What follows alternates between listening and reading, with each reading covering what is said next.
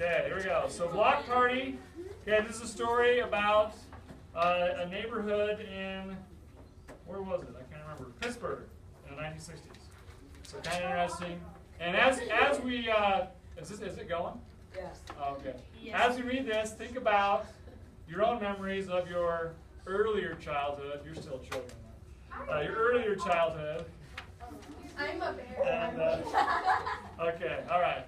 So here we go. Page 832 is when it actually begins. It's not weird. So, Block Party by Jewell Parker Rhodes. Here we go. And as we're reading, you are quietly following along, okay? Nothing else.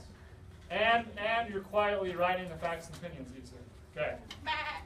We lived in the dark green hills of Pittsburgh where the smoke from JL Street dusted our clothes gray and blanketed the sky, causing sunsets to streak bright pink and orange.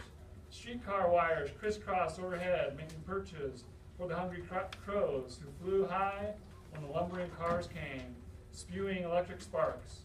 Sometimes we put pennies in the metal tracks, and wait for them to be squashed flat as the streetcars rumbled over them, carrying passengers down the hills into the heart of the city that rested by the three rivers, Ohio, Monongahela, and Allegheny. Hard to pronounce.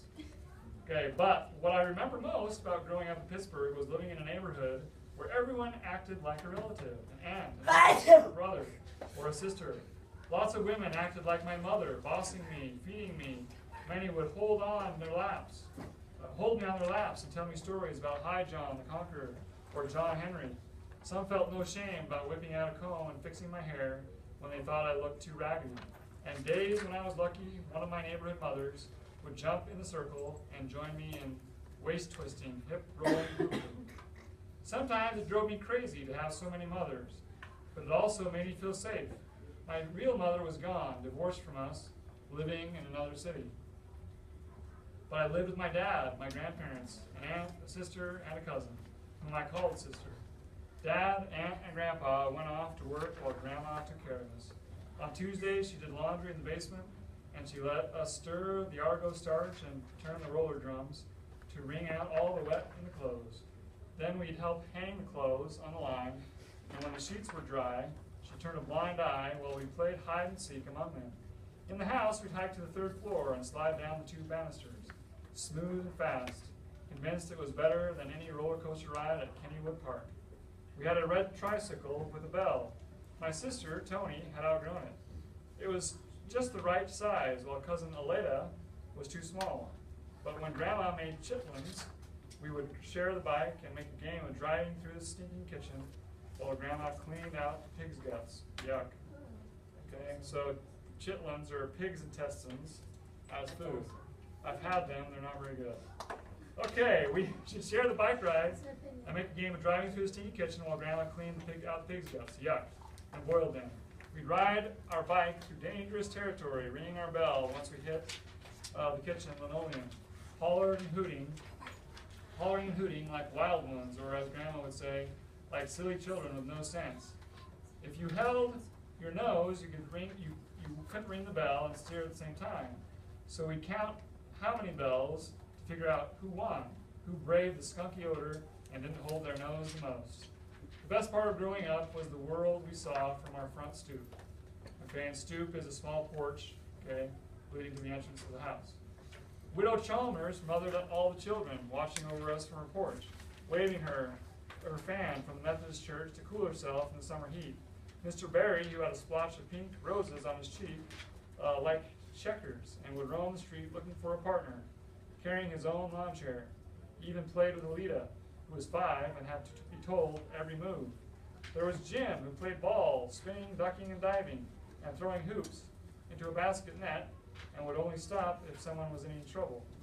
Jim, my car stalled. Jim, can you drive me to the grocery? Jim, my sink is clogged. Jim later joined the Army and came home and dunked 3 baskets in his cold copper black shoes and khaki uniform. My sister Tony, at 11, swore she'd marry him.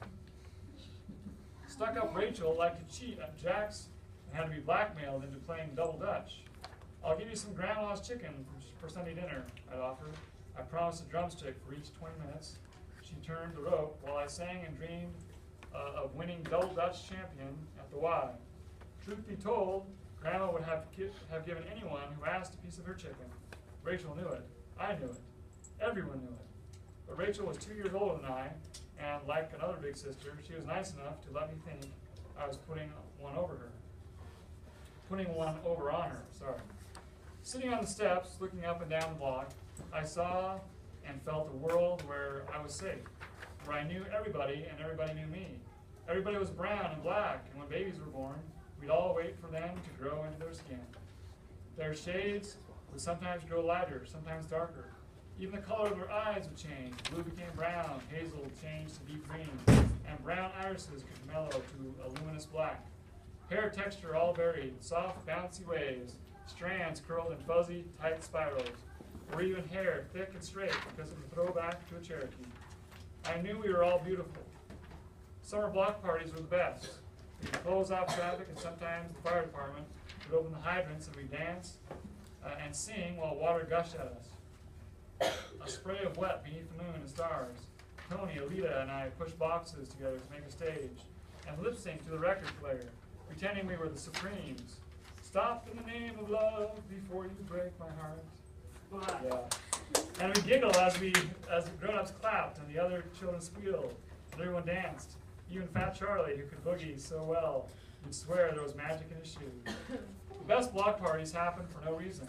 Anyone, even a child, could wake up one day and call for a block party day. And we'd share ribs, corn, chicken, tater pie, and collard greens. And Miss Sarah, who never married, always made punch with vanilla ice cream, and it would melt into a swishy mess. Finally, when legs wouldn't move another dance step, then the record player was taken away, the street was swept. There were cries and whispers of good night. My real family and I would go into the house. Grandma, Grandpa, Aunt, and Daddy would tuck us in bed and kiss me, Tony and Alita good night. And I would wait until Tony and Alita were asleep in the small twin beds. I want them to think I was off my head. And I'd go to the window.